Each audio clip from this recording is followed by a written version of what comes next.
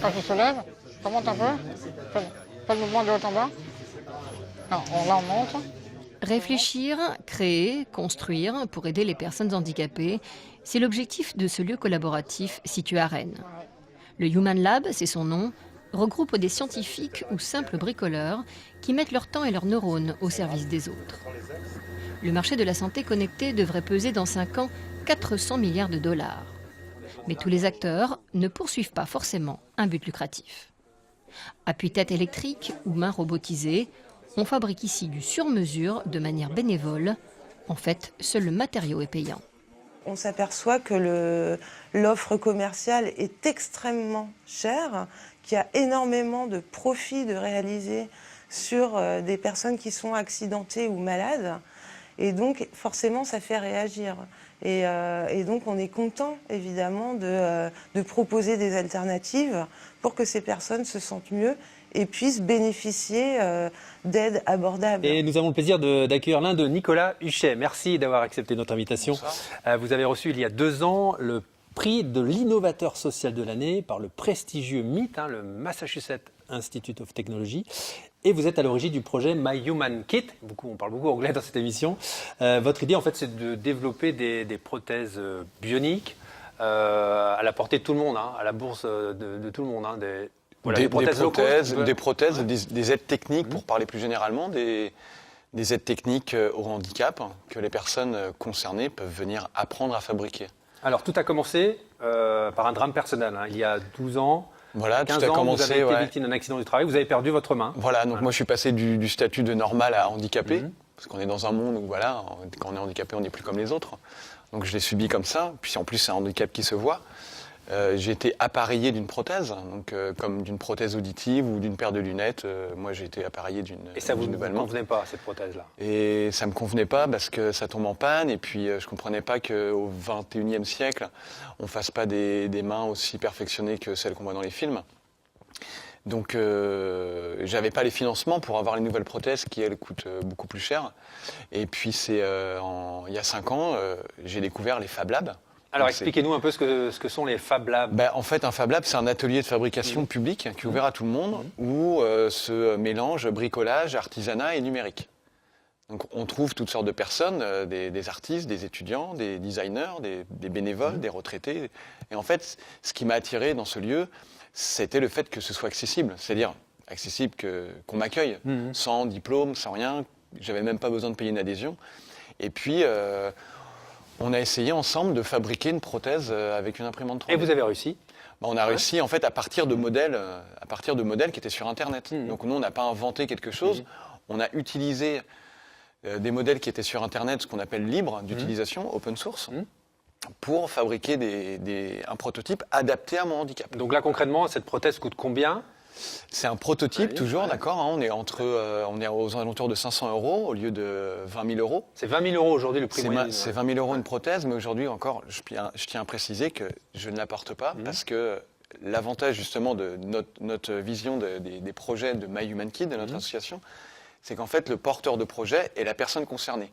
Donc c'est comme si demain, vous, utilisateur de montre, on vous donnait une montre et vous disiez en temps réel, non, elle est trop grosse, faites-la plus petite. Alors qu'aujourd'hui, ce n'est pas le cas. Ça s'appelle le concept du do it yourself, c'est ça? Le do it yourself, oui, voilà. Le do it yourself, en fait, c'est fais-le toi-même. C'est quand tu ne trouves pas ce qui t'intéresse, quand tu ne trouves pas les choses dont tu as besoin, tu les fabriques toi-même. Donc c'est tout un mouvement. Le mouvement des makers, c'est réparer soi-même sa machine à laver ou son vélo, ça part de ça, jusqu'à fabriquer une imprimante 3D. Et donc moi j'ai découvert ce monde-là, et c'est comme ça que le handicap s'est mélangé à ce monde de makers, et qu'on a créé l'association, et qu'aujourd'hui l'association, comme vous avez pu voir dans le reportage, on fabrique des appuis-têtes rotatifs, on travaille sur tout type de handicap, que ce soit l'audition, la vue, les fauteuils roulants, fabriqués dans différentes matières. Et on est dans ce mélange justement donc d'artisanat et de high-tech pour trouver en fait des solutions alternatives qui soient ni trop chères ni trop fragiles. Mais votre démarche là, c'est un pavé dans la mare du marché, on va dire. Aujourd'hui, le marché des prothèses c'est 2 entreprises qui le gèrent, on va dire. Comment il voit votre travail, justement? C'est intéressant de voir comment aussi Pierre Jacobs voit ce travail. Moi, je crois moi, je connais l'expérience de Nicolas, et j'allais dire, je suis assez touché humainement et aussi impressionné par ce qui est fait. Ce que j'aimerais dire, c'est que c'est un atelier au cœur de Rennes qui crée cette prothèse, c'est pas un grand groupe. Mais il ne faut pas avoir peur de l'innovation. Effectivement, le moteur de l'innovation, parce que la technologie le permet, parce que tout le phénomène d'open source permet de trouver les ingrédients, j'allais dire, de fabrication. L'innovation n'est plus seulement la seule initiative des grandes institutions et des grandes entreprises. Tout le monde peut innover. Nous, notre rôle, c'est de faire émerger justement l'innovation, parce que moi, je n'ai pas la croyance que toute l'innovation dans le domaine des télécoms ou du numérique va être créée chez Orange. Même si, et je tiens à le dire, ces initiatives et ces méthodes de travail, on crée des lieux. J'étais il y a quelques heures à Lannion, on a créé un lieu qui s'appelle le T-lieu, qui est interne chez Orange, et on amène les gens à fabriquer des choses en 3D, bref, à être innovants avec des ingénieurs, des chercheurs d'Orange pourraient venir travailler dans Tout à fait. Mais d'ailleurs, on le fait. On a ouvert des Fab Labs où on a accompagné des mouvements de Fab Labs pour permettre à différentes compétences, comme le disait Nicolas, de se rencontrer. Donc je pense que c'est pas du tout une concurrence, c'est de la création et la rapidité de l'innovation, l'émulation et la rapidité de l'innovation qui est permise aujourd'hui, n'était pas permise jusqu'à présent. Et aujourd'hui, moi j'aimerais qu'il y ait beaucoup d'autres Nicolas, j'allais dire, mais dans plein de domaines différents, parce que aussi ce qui est important, on l'a vu, c'est que l'intérêt financier, l'entreprise est là pour gagner de l'argent et payer ses salariés, n'est pas l'intérêt premier des personnes qui innovent aujourd'hui. Vous êtes un philanthrope, vous, Nicolas? Je sais pas. J'ai vu dans l'article, on vous citait comme un social entrepreneur. Oui, alors c'est l'entrepreneuriat social, c'est on va dire trouver une solution à une problématique. Voilà, une problématique sociétale. Donc ça peut être et avoir une utilité sociale. Voilà. Ouais.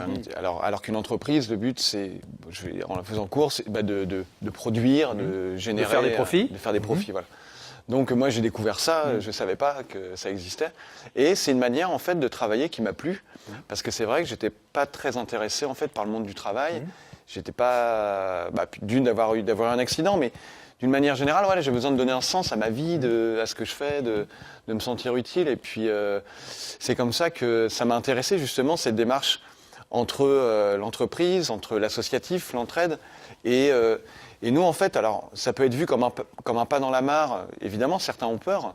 Je vois, par exemple, les prothésistes, certains, ou les vendeurs de prothèses peuvent se dire, c'est qui ils vont casser le métier. Ils nous veulent notre métier, etc. Ouais.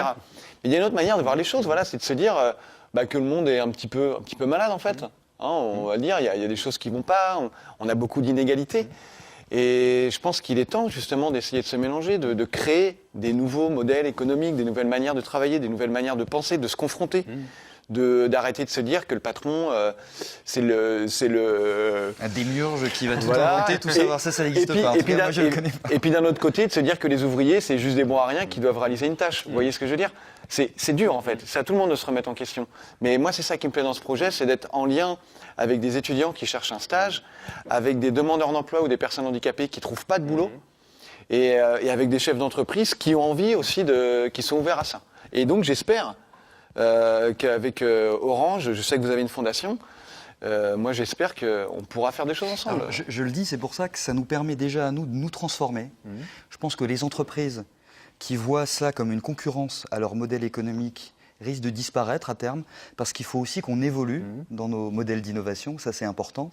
Et puis aussi, oui, vous citiez la fondation, je pense qu'une entreprise comme Orange a certes l'utilité économique, comme toute entreprise, au cœur de son modèle, mais l'utilité sociale, l'utilité écologique, l'utilité citoyenne de ces démarches-là, on veut être vraiment moteur, ça fait partie aussi de notre place dans l'écosystème. C'est pour ça que toutes ces initiatives, moi je souhaite qu'on soit un acteur qui permet d'accompagner, d'accélérer, de faire connaître, d'inviter aussi, puisque Nicolas était venu voir un certain nombre de cadres d'Orange pour présenter sa démarche, que ça interpelle aussi et que ça modifie les consciences. Voilà. Un mot, Nicolas, sur votre projet, vous voulez développer cette idée-là aussi au niveau international, hein. Les Human Labs, vous voulez les essaimer un peu partout sur la planète. Ouais, l'idée c'est que ça fasse des petits, qu'on ne soit pas une corporation énorme et d'accompagner ensuite d'autres villes, que ce soit un village ou une grande ville. Concrètement, vous avez des projets là qui se... Alors oui, il y a un projet concret qui va se faire en février 2018 dans le cadre de l'année franco-indienne. Ça va se passer à Bombay, en Inde. Et on va organiser ce qu'on appelle, nous, un fabricarium.